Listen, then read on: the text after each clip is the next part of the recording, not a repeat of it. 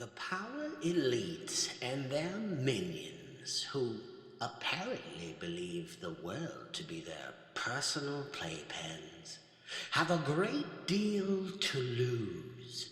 Should the underclass ever learn about the subtle nature of the psychic and social control that operates all around them, and which is hidden in plain sight.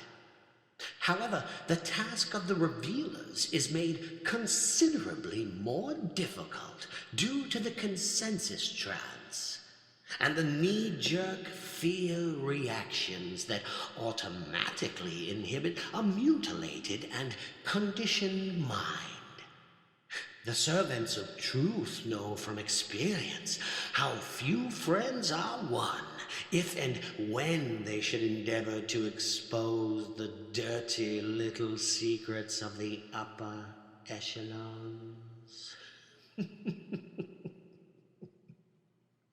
Nevertheless, a servant of truth is not permanently daunted by the discomfort caused by the presence and proximity of truth, and is aware that it is easier to cut oneself with a blunt knife rather than a sharp one, and that the price of ignorance is far greater than the price paid for knowledge.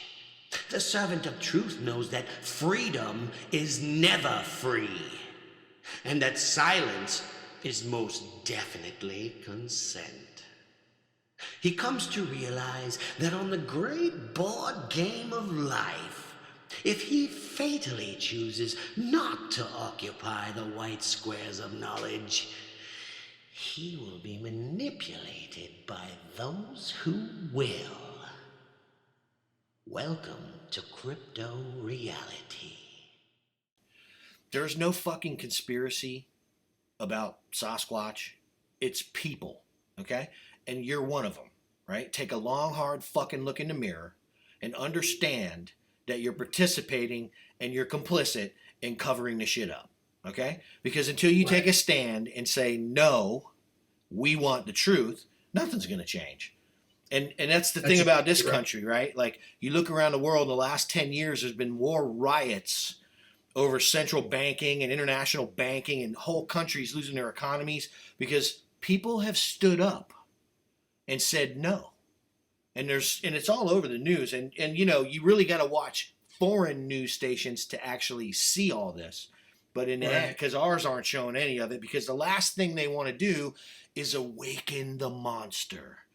They don't want to awaken the monster. And so the only way you can get away with something like this long is to program the monster to work for you. And that's exactly what they've done. That's most of our conversations most of the time, right? It's a scary thing. It is, isn't it? Like I said before, they've done a really, really good job at getting people to the point to where they won't look at what's going on with the Sasquatch. They will not do it. You know what I mean? Yes. That's how good of a job they've done. They passively and consistently, and it's an ongoing brainwashing, and it's a facade. All of it's a fucking facade. Literally, just a bunch of marionettes. It's scary to insane. Me. It's scary to me, man. It's scary to me. And you know something? For me, I don't know about you, but for me, the actual scientific data about 9/11 was what woke me up. The real story behind 9/11 was why I started looking at all of this stuff, semiotics and programming and all that stuff. Mm-hmm. And it was interesting because it just, you know, flowed right into the Sasquatch subject. You know, it was like, you know, I was fascinated with how, you know, 300 million Americans would let those people slide and not look into the thermite, not look into the Pentagon, not do anything. They just didn't do anything. And the official narrative won out, even though I don't believe that there's an American with their brain cells firing that would actually buy the box cutter terrorist fucking theory. You know what I mean? I mean, at this point, there's so much evidence. It's like the same exact situation. So again, here we are fighting the terrorists, and the fucking bottom line is we're the terrorists. You know what I mean? Like, we're the fucking terrorists plundering resources in every goddamn country on planet Earth. You know what I mean? And it's like, you know, why is that? Well, gas would go up by, you know, $5 or whatever it is. I mean, there's a million different reasons, but we're complicit. And that's the part that we try to get people to take a look at. Like, yeah, man, we're showing evidence and it's great, you know, and we've got our detractors, if you want to call them that. You know, I personally call them morons, because if you actually can't see what we're showing you by this point, I think you should just go back to sleep, man. Take a break. You know what I mean? And like in the end, it's like, you know, I look at it and it's inevitably, all of it comes down to this. What we're talking about right now is what validation comes down to. It comes down to people saying no more. Why are you not looking into this? Why are you not doing something to validate what eyewitnesses have seen, what people are going through on a monthly basis all around the country, man? Reports all over the place. What these people are bringing in from the field.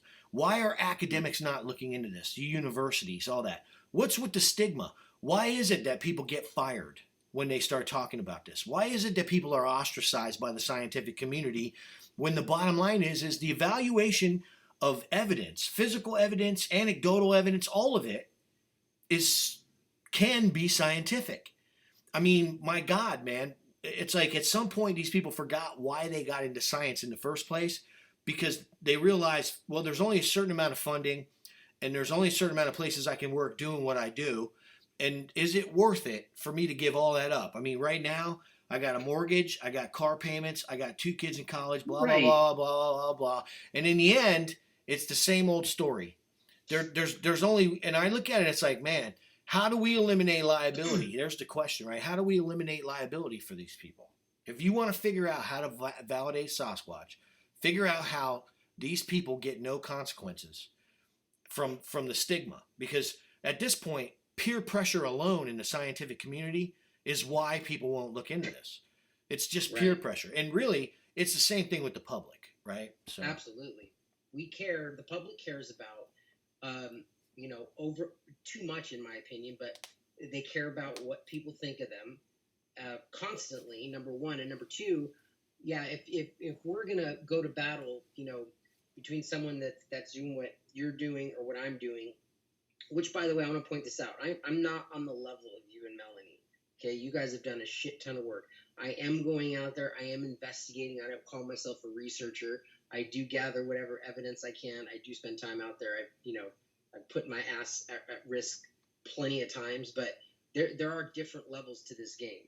Let's be clear about that. But just pointing that out. Now, you put somebody like me or you against, you know what I mean, a 40-year-old scientist that is, you know, just received their PhD a couple years ago.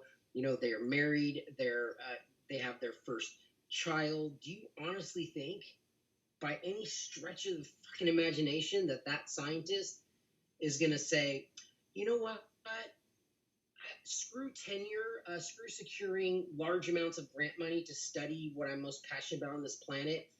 I've seen evidence that justifies me looking into the existence of Sasquatch. Therefore, I am going to sacrifice all of that. I'm going to send my wife to work nights over at McDonald's. I'm going to have a night job as well, probably working at Jack in the Box, and we'll get by. But eventually, actually, you know what? It's never going to get us anywhere. But we're going to find out if this thing's real, because that's what science is supposed to do. Good fucking luck. Yeah, I know, right? Yeah. It's well, I mean, happen. that it's a trap, is what it is. It's a trap. You know what I mean? It's a trap. Right. It's a trap for intelligent people. A degree. That's what it is. It's not called a university for no reason. You know what I mean? So, yeah. You know, you start looking at it and right down to the terminology, you're fucked. You know what I mean? So. Absolutely. But so anyway, look, talk to me about, give the audience your most intense experience in the field since you've been going. And I mean, lay it out, dude. Come on, man. Well, that's actually, at this point, that's a really, really difficult question to answer. It's a really, really hard question to answer, because There's a lot of them now. Oh my God. Was it with Nathan? Actually, no. There was something that happened that was more intense than I was with him, but I have not said a word about it publicly, and I don't think I'm ready to. Okay. And I don't mean to be that guy, so I apologize to the audience and fans and no, man, it's no, you, it, but you know, it is what it is, man. It messed me up. Let's put it that way. That something happened and it was just way too much, way over the top, way unexpected. I stopped going out for I think 6 months. I didn't go out, and to this day now, I can barely, and I rarely go out into the field alone anymore. I almost can't do it. Yeah. Well, I'm there too. Like, I'm there too. The other day, dry heaving and stuff like that. For somebody to physically do that, to have that kind of physical reaction, you can't explain how intense the encounter was. You know what I mean? You dry heaving there, throwing up after the encounter, that explains it. You know what I mean? But that's the best it's gonna get. I know. But I'll give you an intense encounter. And I'm gonna elaborate on a couple things that I did talk about publicly, but there's missing pieces of the puzzle, and I'm gonna fill it in. But so I'll give you a quick recap, starting off these encounters, and then I'll lay it out. And I think it's intense, it's crazy, just because of listen, all in one night. This was just an absolutely incredible night, shocking to say the least. But I'll tell you this. So I was in Utah, and me and Nathan, we decided to go to this place that he wanted to go check out. He hadn't been to in a while, and it was an area that it kind of butted up just away from the mountains in Utah. Anybody that's from Utah, you're familiar with how the mountains are there. Essentially, to the east is the mountain ranges, and at the base of the mountains where everything starts getting flat, that's where all the civilization is. And anywhere in Salt Lake City or Ogden or North Ogden, South Ogden, all that stuff, Paradise, you can be in the mountains in 20 minutes easily. But anyway, there was this spot. It was at the mouth of a canyon, right? Maybe a quarter mile away from the mouth of the canyon. That he said there's reports of Sasquatch, and he talked about a report that had happened. It was maybe back in the 80s or something. But the person that owned the land, I don't know if it was the same person at the time we went, or if it was a different owner. But this person publicly had said that there was a couple encounters that happened where tall 7-foot hairy creature that left footprints would come into the area and steal fish out of his ponds, pigs. He would raise small amounts of pigs, I think, and maybe had a couple cows as well. But they'd come in and steal a pig every once in a while. Things like that would happen, and he ended up meeting one of them with a shotgun. And I need to rectify this, because when I told part of this story before, I didn't know if he actually shot at the thing or hit it or didn't do anything because he was shocked or whatever. But anyway, there was a short confrontation, and at any rate, so that's what was happening in this area. And because Nathan was pretty much local to this area, he had heard other people talking about experiences happening in this area. So I'm like, let's do it, buddy. For some reason, we like to go at night. I don't know, if you're gonna put your satchel on the chopping block, just do it in earnest. Don't mess around with this. Let's just go at night where we can't see anything. Yeah, that's the best time. They can see us. Oh my God, it's what? I said that's the best time. It's always best to go when cameras suck and you can't see shit. You know what I mean? Absolutely, right. Because these things will come out, and I just assume that they, to some extent, know that we're basically blind. You know what I mean? Yeah. They still hide from us, but they don't hide as much, and they'll definitely make a bunch of noise periodically during the nighttime. We're in the same situation in the day, we wouldn't hear a peep out of them. And I think you can attest to that. Some at night, and maybe it's different in different areas, but in Utah at night, these things will literally run circles around you. And I mean literally, they'll run around, they'll hide. It's like they're peeking at you and playing with you and checking you out and assessing the threat of you, and they're all over the place. It's just they're very fucking active. Anyway, so we go to this area, and first off, we parked the car, left in the parking lot, and we're instantly from the parking lot. It's an unpaved parking lot. We're surrounded by heavy high grass and multiple very thick, very dark thickets with big giant trees, 50, 60-foot trees in some cases. And so we walked out of the parking lot into this thick grass that was over 6 feet tall. He was just a little bit in front of me and just completely disappeared. As a matter of fact, I lost him when we first started hanging out, and I had to post up for about 10 minutes yelling for him to come back, which he's super OCD, so that took a while. But anyway, so we ended up going into this first thicket, and he's like, when he had lost me and I was kind of stuck there, he's like, you got to see this. You're going to completely lose your mind. He's like, there's tracks all over the place. I found a bunch of tracks. There's structures all up in the canopy, trees horizontally placed up there. And, we go in there, and sure enough, everything's all packed down. There are all of these faux walls built with branches and trees that literally they'll stack these things up and weave them up where there would otherwise be nothing like this, and they will create a wall of wood and living bush and stuff.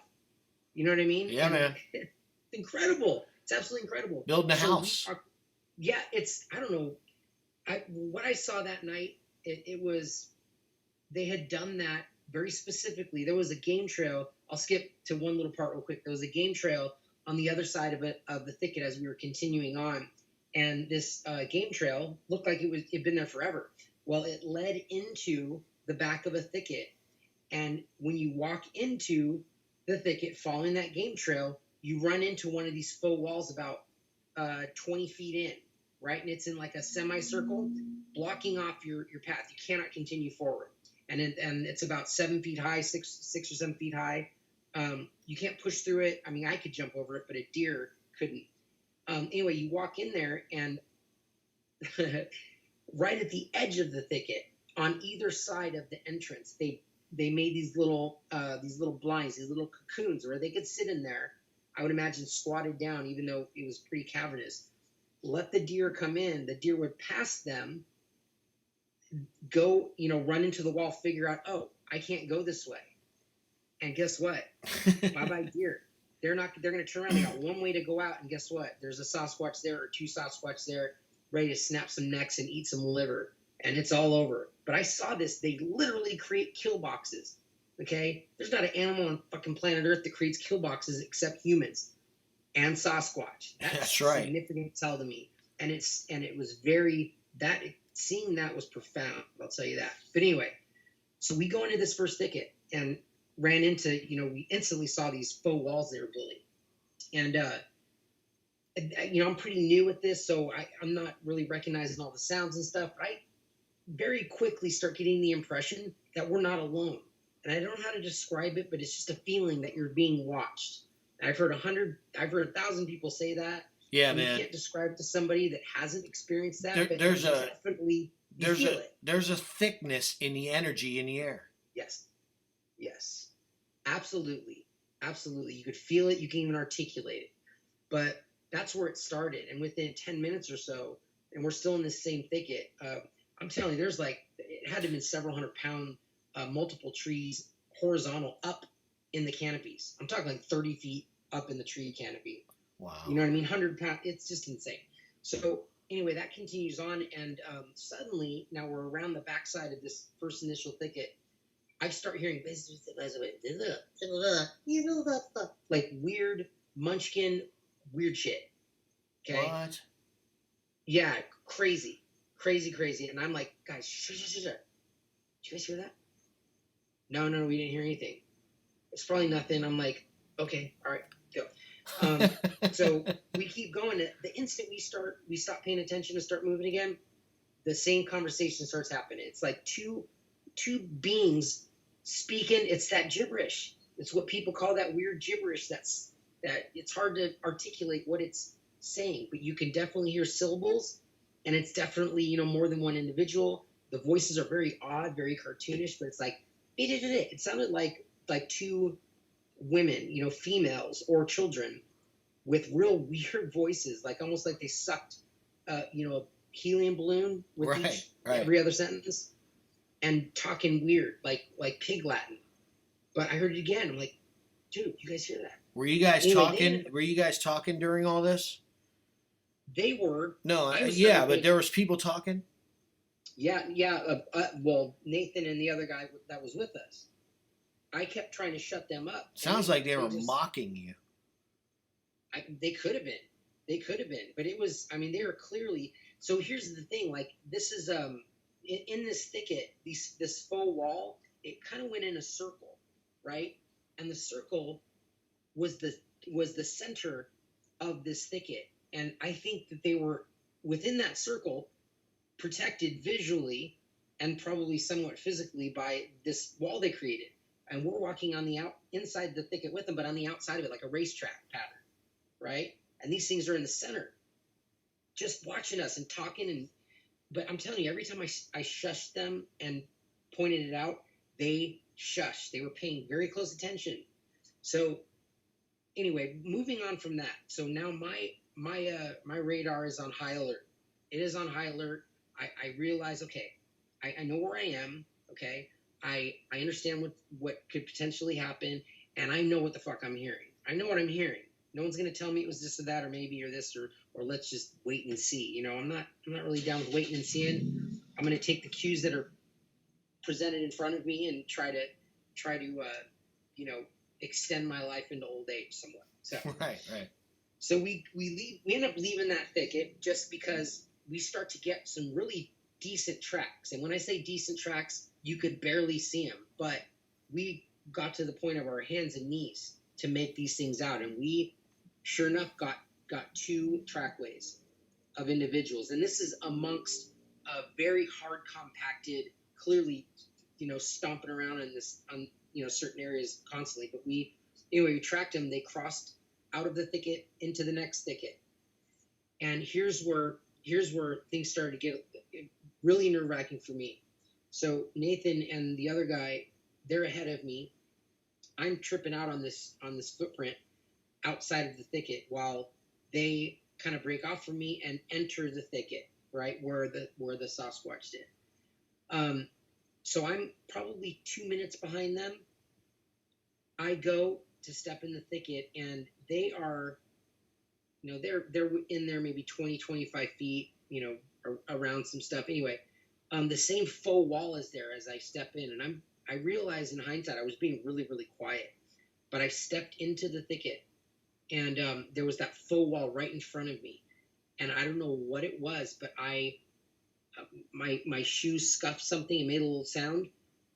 I'm looking at this faux wall. This is all within a second, me entering the thicket, making the noise, looking at this faux wall, and something behind that faux wall, I startled it, and something flipped around.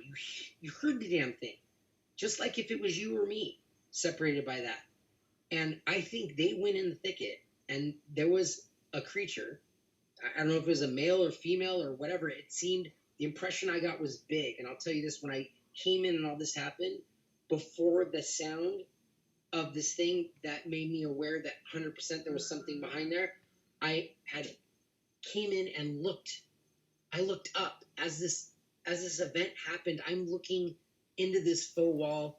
I'm looking up on this faux wall and through this faux wall, and I'm looking at something that's just fucking massive, right? The movement sounded like something that was massive. And I think they came in the thicket. It was behind the faux wall. It turned, watching them, obsessed on watching them, which is what they do everywhere. They are nature's voyeur to the 10th power. That's what they do. So he forgot about me or didn't realize I was there or whatever, and I stepped in and scuffed, and he huh, and it startled me, turned around. And I think I got that on video. And I was, huh, and I think they commented on it. And I said nothing, nothing, nothing, because I didn't want it to be what I later really, really knew it was, which was there was a fucking thing right there that, I didn't want him to know that I knew he was there, because was he going to get mad? I don't know. Just really weird. But that's how it started off. Continuing forward, I end up having my very first encounter. All right. At this point, the trackways, we're noticing the trackway could either be going into soft dirt, which would leave a very obvious, detailed impression with each step, or it could be stepping on kind of like gravel, about like road mix, right? Which leaves nothing, no matter what, you can see nothing. Or if you go a little bit further to the left, there is like, about foot high or 6 inch to foot high soft grass that would leave an impression, at least outlining whatever step there all the way. Well, this trackway started moving and it went right into the road mix where it leaves no mark whatsoever. So we come up on a chain link fence, because this is on a property. It's a sprawling property, and there's some chain link fences that separate. They come to corners in certain places. I don't know if it's the guy parceling off the acreage that he's gonna grow stuff on or what. But anyway, we come across this chain link fence, and as we're tracking this thing, we come to a large bush that had grown from one side of the fence to the other side. And we're like, wow, it looks like it went this way. Well, we come around this big, big bush, right? And holy shit, the chain link fence on the other side of this bush, it's knocked down. And it's not just knocked down, Mark. It's knocked down by about a 10-foot, 500 to 800 pound tree trunk that somebody had laid on it or dropped on it or whatever. And I've actually seen that. I've seen that same thing myself here. It's insane. Yeah. Well, this bush I'm telling you about, there was another one on the other side of where they broke this fence down, concealing the fact that they had broke the fence down. Oh, that's slick. Clearly, they made a decision to do that. Clearly, because they wanted to hide the fact that was knocked down. Yeah. Clearly, because they're really fucking smart. So, anyway, so we see, all right, the tracks are going in there. We pick up the tracks again, and now we're in instantly we're in thorny briar and like blackberry mix, and I'm talking like really sharp, needly stuff, and we're getting just torn up. There's a total swath of mashed down, very fresh green briar and blackberry, and it's all mashed down. It looked like old and new. There was dead foliage and brand new foliage. Clearly, something was using this a lot, and I was crossing my fingers that it wasn't the same thing that could pick up an 800-pound log and drop it on a fence. Of course, that's what it was. But anyway, so we start going through there, and we're getting torn up. And we end up getting through this briar patch. And as we're going through, we were talking to each other like, there's no way this is made by humans. Nobody would walk through this, right? We're stupid for doing it now. We had to kind of force ourselves to do it in the first place, even though we're trying to track a creature, right? So we get through it, and we're pretty torn up. But now, just ahead of us, and it's pitch black. It's like midnight at this point. There's a thicket in front of us. And we're focused on the ground, right? We get past this briar stuff, and now we're back to that mix of softer road mix and soft low grass. And the thing goes right, starts doing the same thing again. It's in the road mix. But then we think we're losing it. But then I see an impression turning into the thicket, which now we're at the edge of. And in that soft grass, there is a foot-shaped impression. It's stomped down. And so I said, hey, maybe this is where it went, because it looks like it, about face, turns to the left, go into that thicket. And I think he thought it was like a rabbit. I don't know what he thought it was. I forget what it was. But I'm like, well, you know what, man? If it was our guy or one of our guys, then there would be another impression right here. So I turned my flashlight to the area, right, heading towards the thicket, and it lights up a wigwam. Oh my God. It was just, I still get goosebumps seeing this, because we're in a totally different mode, and we instantly we're tracking, footprints that something left. It could be a million miles away for all we know, right? And the whole thing became very real. It became very immediate. It became very now, instantly. But that direction, it turns out the creature did go in that direction. There was a huge, to go into that thicket, it dropped down into a ravine, like 15 feet down. And at the bottom of this ravine, there was this giant wood igloo built with a second section on it that was like, it looked like a rectangle, but there was clearly like an opening as a door. Everybody listening to this has seen structures similar to this, at least in some videos that other researchers are posting in wallows and stuff, like Mark Abell, for example. He posts this kind of stuff all the time. But it was fresh, and it was perfectly constructed, and it was fucking scary. It was so perfectly constructed and so unexpected. It was like you stumbled into, you had your head down, buried in the sand, and you just lifted your head up and realized, I just walked into the Sasquatch village. And the impression of these things being there, to me, was overwhelming. I started going into a semi-panic mode. And you know what? It's the second time I heard that comment this month. What? The Sasquatch village. Well, I don't even know how else to explain, because that's the impression you get. That's how meticulous this thing was constructed. I mean, there were hundreds. That was their community. And maybe it was, but it was shocking because, there's little evidence you see that they leave the footprints and things, and then there's big evidence, which are these giant manipulations of trees and stuff like that, which is very impactful. But we hadn't seen. Well, let me ask you this, because this is what's on my mind, because I want to know about if there's a correlation, right? So here, what we see is that there are communities of these things right alongside human activity within, at some point, in some cases, I literally have found tracks within 300 yards of the FWC main trailer. And the track was fresh because I chased him through the bush, and the grass was coming up in the footprint when I found it. Right. On another occasion, 75 feet from a check-in trailer in a wildlife management area where they have to check in to go hunting and check the game when they come out. Right. We've caught these things on film right around human activity. Is that the case in this scenario? That is 100% the case, Mark. And I'll tell you this. If they can get closer than those 75 yards, 75 feet, they will do it. They will do it regularly, and nobody will see them. Nobody will see them. Yeah, well, I mean, that's something that we know, and one of the main reasons that we catch them on film.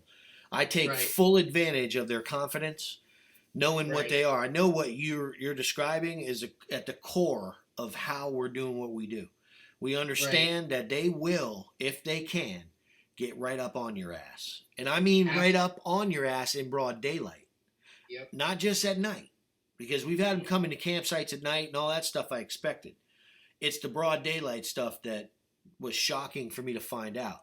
But once I found out, and I'm talking about 4 feet away, we got in on one at 4 feet, man. He was out cold. And when I realized where that thing was, and it all hit, was when I realized, you know something? This thing is here all the time. This thing was comfortably asleep, and it's literally 12 feet up a hill. There's a road. Mm-hmm. And that was the beginning for me when the light bulb went off, and I said, I'm going to get this. I'm going to get this done. And this is how I'm going to get it done. They're overconfident. Right. But, I mean, we promote that in them with our complete obliviousness to everything that goes on, around us. I mean, that's the bottom line. If it sounds like a squirrel, it must have been a squirrel, Dave. Right. Yeah. Well, this was a big, big squirrel that could pop my head like a pimple. I promise you that. That's what I'm saying, buddy. It's just frightening.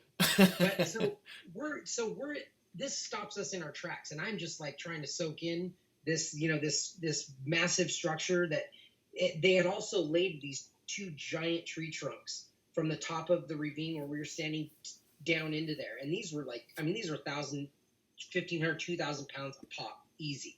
right? They were all stripped. There was no, they didn't fall there. It's just, they were put there. So I'm scared to death. I don't want to move forward. But I think Nathan's like, I think I said, how do you know they're not here? He's like, well, when we started back over there and they saw us going up ride, they would start throwing stuff at us, right? That's not necessarily true. Right.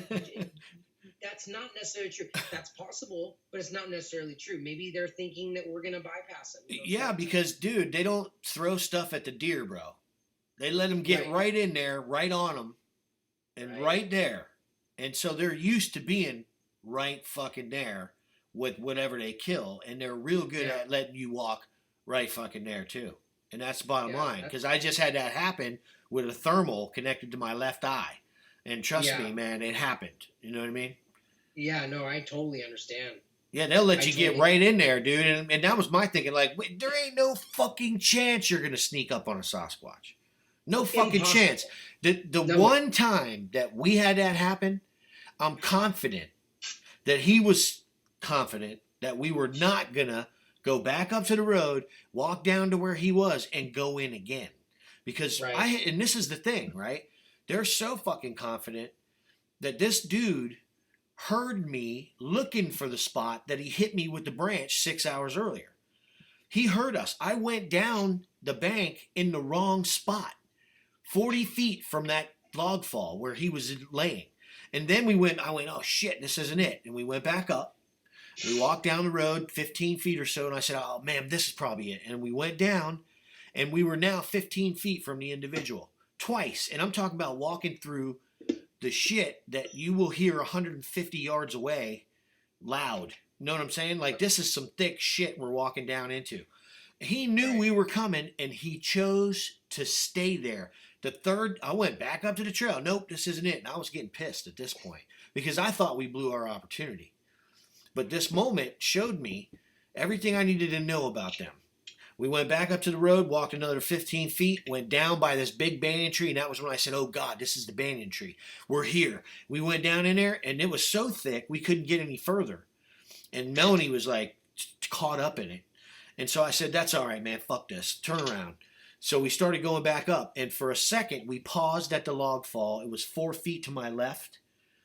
And the individual, when he realized that we were going to stand there and talk, went just like this. He went, oh, and then he went, in that low, going through your body growl that sounded to me like a 15-foot bull alligator.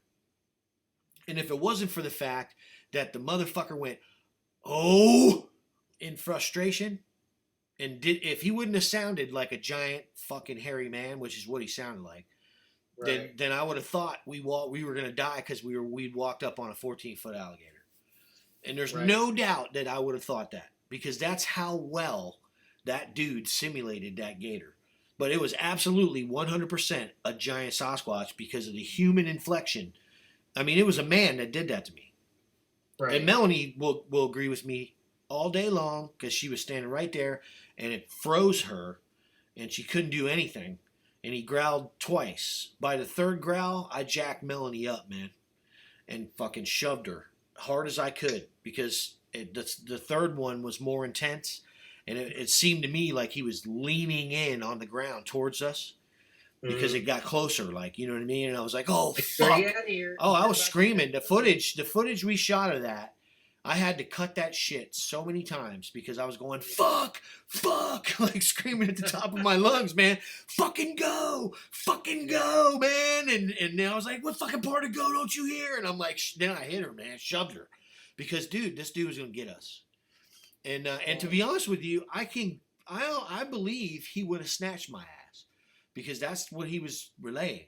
You know what I'm saying? It wasn't like one of them, you know, and at the same time, obviously he showed restraint because he didn't have to growl. Yes. You know what I mean? He didn't have to growl. Emotional intelligence that showed that he was going to growl several times. He wanted you guys to go. He didn't want to touch you guys. He didn't want you to be there. He didn't want to have an encounter. He wanted you guys to go, but if you didn't go, he was going to have to do something. It was simple as that. Yeah, man. But think about this, right? From a research standpoint, how valuable that encounter was for us because it taught me a great many things. Like, listen to this right here. that reaction, that emotional human emotion reaction that he gave us, that tells me a lot about what they think about us. That tells me a lot. I mean, dude, it tells me that he's been irritated in the past.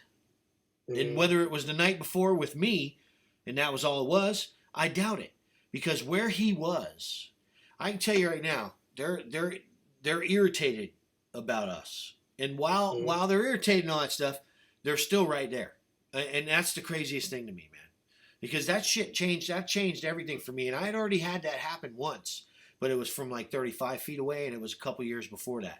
But that encounter right there is why you can see what you see, and it's getting better and better and better. That encounter. Because, man, I knew right then, dude, these things are not, like, afraid to be right here. You know what I'm saying? I mean, he was just, like, casually out, sleeping. And he knew we were coming, and there's no way that thing did not know we were coming. When I tell you we sounded like elephants going through this thing, and because, I mean, dude, it's a craggle, So that right there, and like, in looking at what you did on that night, and looking at what you saw, and see now, and this is something I want to express specifically for Nathan if he ever hears this.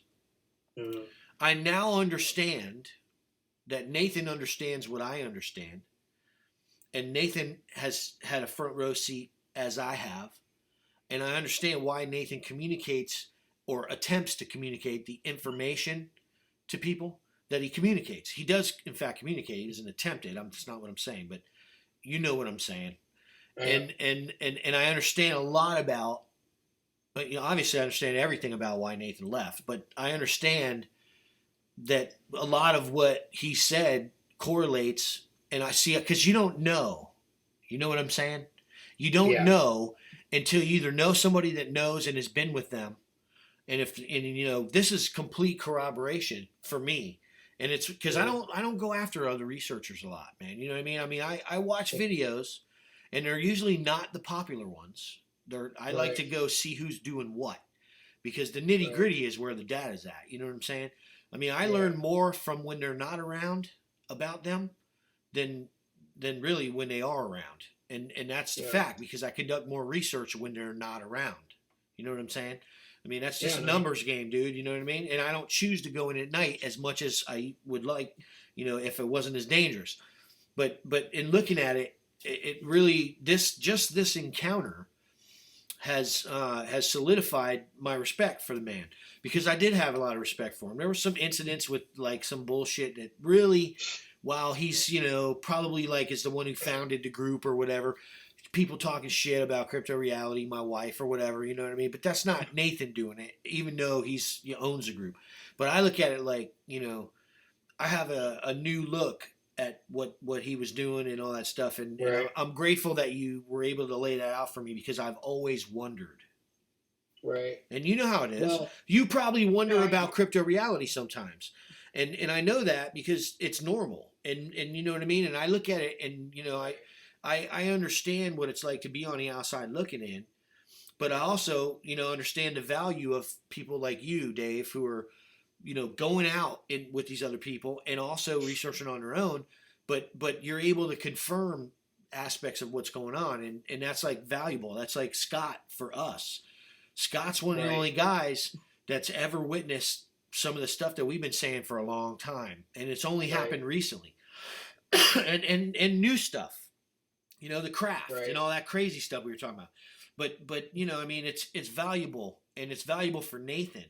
And so, I mean, I just want the listeners to understand that, what you just witnessed happening to me is something that you need to go through yourself if you're ever going to truly understand what we understand. Right. You know what I mean? Like, and having somebody confirm what's going on is so valuable, because when you experience these things off on your own, it's going to be that way about that incident. It's going to be that way for the rest of your life. Right. There's an innate, inherent value in having somebody there to experience this with you, and having people who can confirm what happens in these situations. and it's completely valuable. So hey man, I commend you for contacting him and going out with him and being able to come on this show first of all and confirm a lot of what Nathan was saying and in fact showing at times. You know what I mean? Right. No, that's definitely true. I can tell you firsthand. Nathan may have been a lot of things, and when I left Utah or left his company in Utah, it was not under good terms, and I wanted to strangle. I wanted to strangle him, not to death, but at least unconscious. You know what I mean? Maybe I wanted to wake up with bloody nose or something. I really was pissed off. I wanted to get into it with them. That's how things were left, but. Even though that's how they were, I wasn't going to say stuff that wasn't true. You know what I mean? Especially because it's what's more important here is the Sasquatch. The truth. Okay? That's right. So that all went to the wayside. And I'll tell you this right now, Nathan. As far as going out into the woods and what he's doing in the time of day, as from what I've seen, I got to be honest, he's the largest set of balls of anybody I've ever heard of. Far out, man. Period. I mean, he's going in by himself. You know what I mean? And even with me going with him, you know what I mean? That's still ballsy for what we were doing, where we were going. We weren't going into these areas walking where people walk. We were going into these areas walking in the thick shit where the Sasquatch were walking.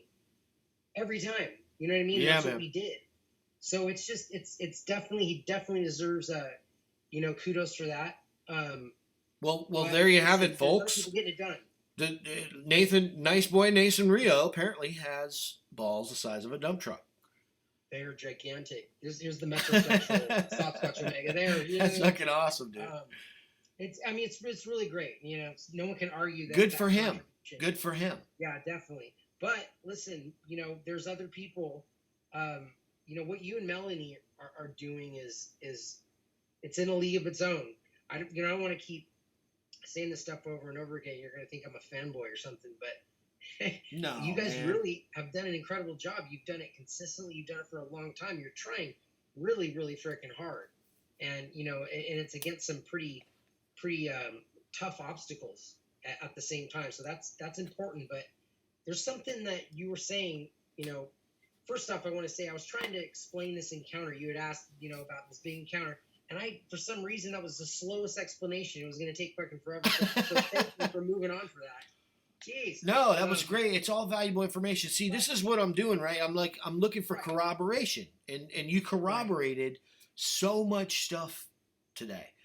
It's not, I'm talking about in my research in the state of Florida, I now know that there is absolutely a consistency in their instincts and their behaviors and what they think about us and all of this stuff. It's not about proximity to humans. It's about, other things that they concern themselves with being a primary focus, the food sources and all that. But they absolutely do not give two shits if it's within a stone's throw of a house, a store, a parking lot, whatever it is. And this is consistent nationwide, if not really even Canada, because I've got students in Canada that regularly tell me these same things. So right. And so what does that say about humans, man? That says we're predictable. It says we're oblivious. And that's pretty much, and we must be really damn interesting because they watch us constantly and they watch us everywhere. Yeah, I think so This too. is really something I want to drive home to the audience. Okay? More so than they even realize. Next time you guys go out into the woods, or you're in a greenbelt area that connects to maybe more open wilderness preserve or woods, remember what I said. There are Sasquatch there, more than likely, watching you, or the evidence of them having been there and watching you for extended periods of time is available for you to see. So walk off of the trail. That's so funny. Go towards the thicker bush, okay? Look for the little signs. Sometimes finding Sasquatch in these situations is about subtleties. So don't necessarily just look for what Colorado Bigfoot is posting with these massive structures. Those are there, but that's not going to – you got to look for the subtleties to lead to that, okay? So go and look around these areas, and you guys will regularly see, consistently see, across North America, from everything I've seen personally and, online or whatever else, they find hiding places, they build hiding places, and they post up and watch us all the time, and it's scary. On my channel, I posted suburban Sasquatch. I love These it, things dude. literally are across the street in a suburban neighborhood. Every suburban neighborhood, right? There's a street, houses on each side of the street. Well, in this area, there was houses on one side of the street, and the other side of the street, where the houses should be, there was a thicket. And inside that thicket, what about every 25 to 35 yards, there were blinds meticulously built on the edges of the thickets facing the front yards of every house on that street. That's insane. And yet, That's absolutely insane. and yet those conditions exist all over the country. They exist here in Florida. I've documented these conditions. I've also documented the fact that agencies within the U.S. government regularly post signs that say dwelling area, no firearms, no hunting, Right. in these same areas. Down here, we've documented the shit out of that. That's one of our primary focuses is, evidence of knowledge, Right. Yeah. It's all over Well, the look country, here. Dave. It's all over the country. And it's funny, too, because, you get this, that's got to be the most ridiculous thing I've ever heard, right?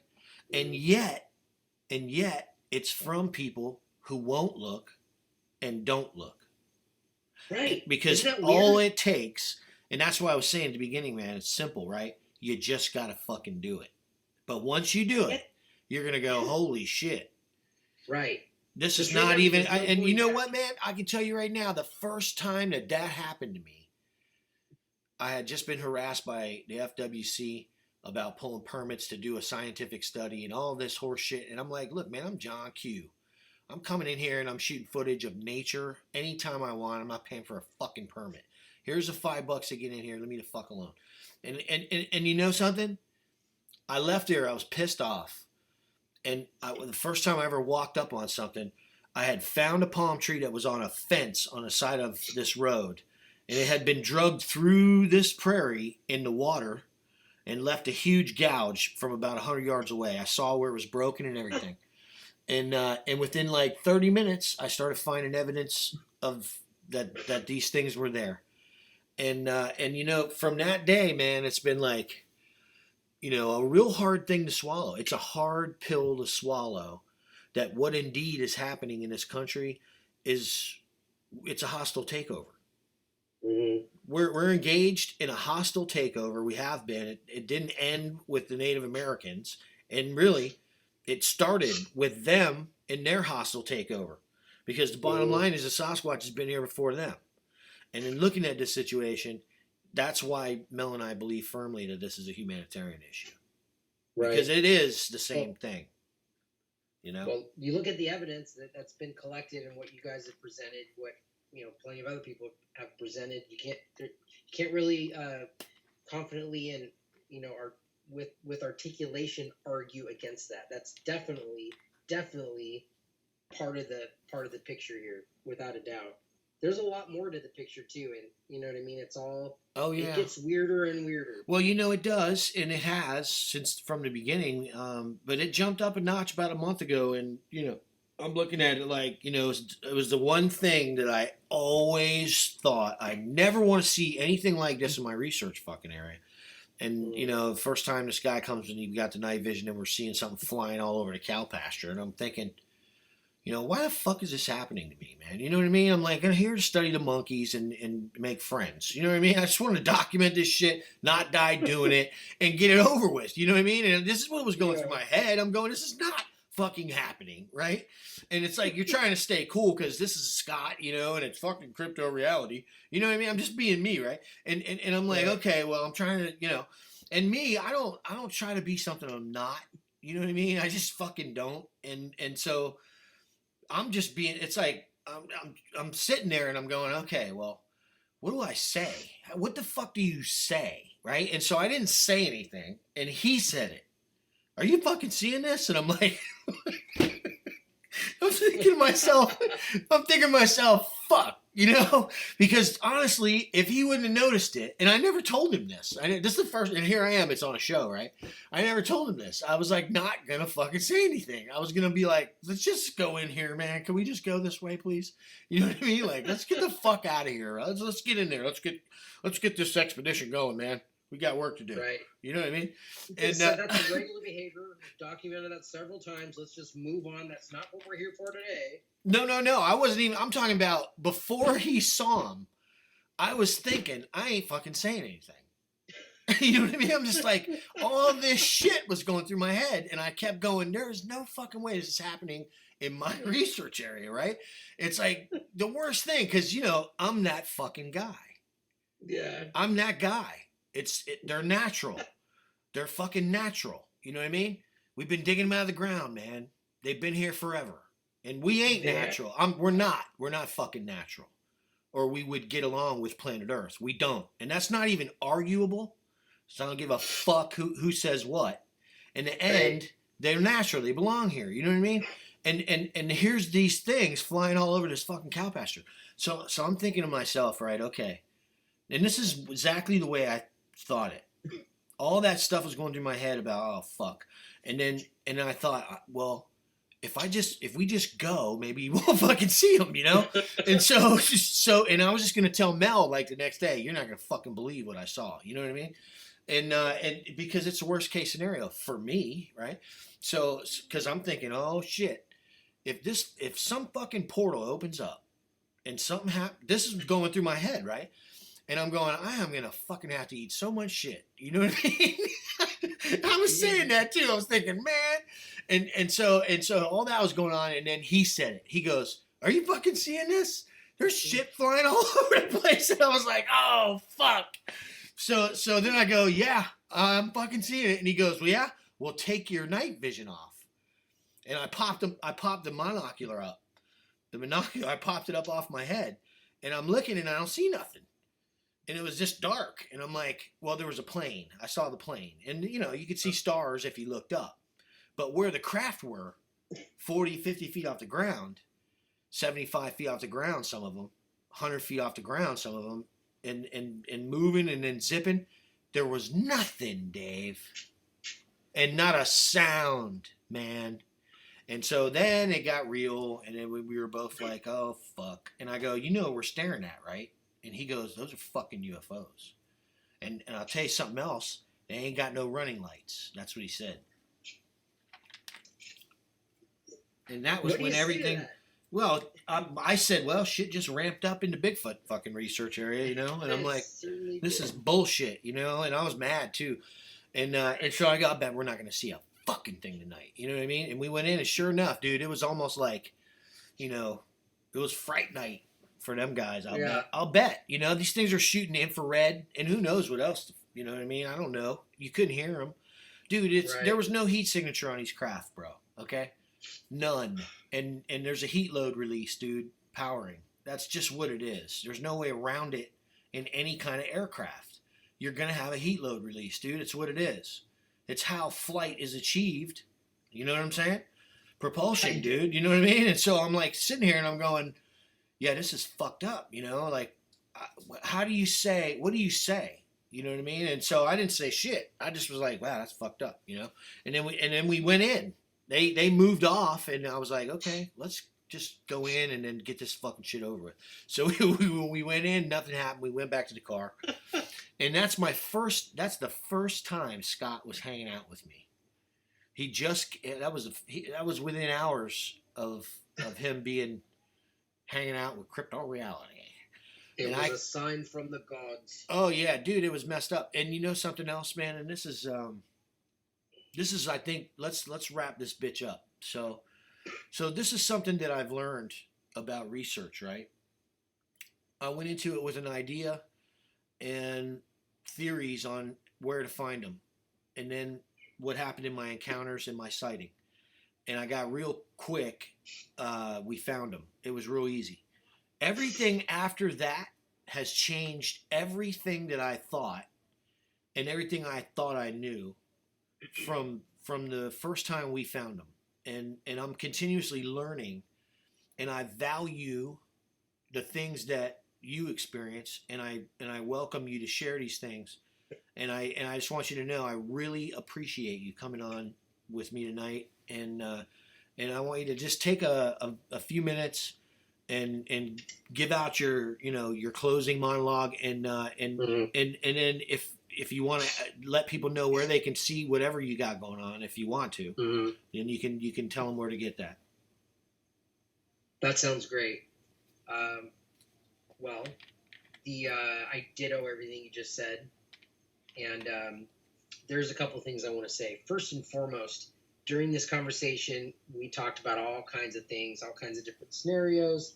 Some of it we're joking around, a lot of it we're very serious. This is very serious. I take it very seriously, and everybody that watches you and knows that you and Melanie take this very seriously. And it is serious. But you're pointing out that, you're bringing me on this show because I've had certain experiences in other parts of the country that can help validate and corroborate some of the things that you've seen. And I think where this whole subject and studying the subject really, really needs to change, there's two places.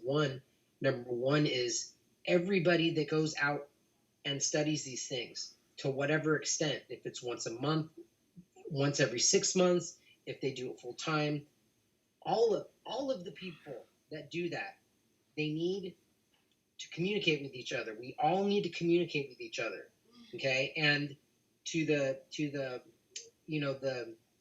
the guys that think they're running shit who are listening to this right now, you're not running shit. You're just coming off like a douchebag, okay? You need to talk to people too. It's very important, okay? Think about all the stuff that we can gather from each other, all these little experiences you put together all in one place. If we're all communicating to some extent, even passively, how much more we can learn, how much quicker we can learn it, and how much further we can push this forward. If anybody's doing what I'm doing, okay, and they're feeling what I'm feeling, which is we got to push this thing forward. I feel like I'm stalled. Like, what do we do? You know what I mean? Like Mark, we go out and just start, having UFO experiences with it. Like, you know what I mean? Like, That's we fucked up. We've had a wall. Isn't it crazy? You're gonna have a UFO experience, but it can't just be regular UFOs. They got to be only visible in infrared just to like knock it home. Like, really? What are you doing, I have Mark? trouble telling you about Sasquatch. Now I got to throw in invisible UFOs too. Jesus, I'm screwed. But people need to. You guys really need to communicate with each other more. I'm an open book. Reach out to me. If you feel like, you want to. I'm here for anybody. And this is researchers. This is also for the layman, the person who's passively interested in this, that just has questions, that just wants to ask me stupid questions. You're welcome to reach out to me at sasquatchomega@gmail.com anytime. And I respond to absolutely everybody. You can do it anytime. If you're within driving distance of me, you're welcome to come hang out with me, and I'll take you out to where certain things happen around here. I guarantee I'll knock your socks off. If anybody wants to meet me in Utah, I will knock your pants off, because that's a whole nother level of crazy. So I might have to take you up on that, bro. Oh my God, please do. We'll have so much fun. Yeah. It's absolutely insane. I'm telling you, it's crazy. It's yeah, absolutely man. crazy. Yeah, that sounds good. It's a beautiful thing. But so in closing, that's what you want me to do. I appreciate you having me on. I like having the opportunity to talk about this thing, this subject. And like I said, it's the first time I had my encounter, and I just randomly reached out to Wes Germer, who runs that Sasquatch Chronicles, and he had me go on the show. I reluctantly allowed it, but it's therapy. Even though I'm doing this repeatedly, and you experience the same thing, Mark, it's scary. You know what I mean? It does not get easier. It gets more nerve-wracking the more you learn, because it's the more you realize what could really, really happen at any moment. But you need to talk about it, and it's therapy, and I appreciate you giving me this outlet to do this, and I appreciate you giving me this platform to talk about these things with everybody that's listening. And I hope it helps people, and I hope it answers some questions for people. And like I said, I'm an open book. If anybody wants to talk, reach out anytime. And Mark, you've been an absolute, you've been a really, really good guy to me, and I appreciate it. And I love, to whatever extent I can from now and moving forward, I always do what I can to support you guys and push things forward, and you guys are doing a great job. You're really kicking ass. You're at an elite level with this. You know, pretty much all alone. So appreciate the props, man. Appreciate the props. You know, of course. All right, folks. We've been with Dave from Sasquatch Omega. This is Mark Zaski for Crypto Reality saying you've been listening to another broadcast of truth. Stick around, more good things to come from Crypto Reality YouTube. And if you're a funding member, we love you. There's a new film on the way now. We'll talk to you next time. Have a good night.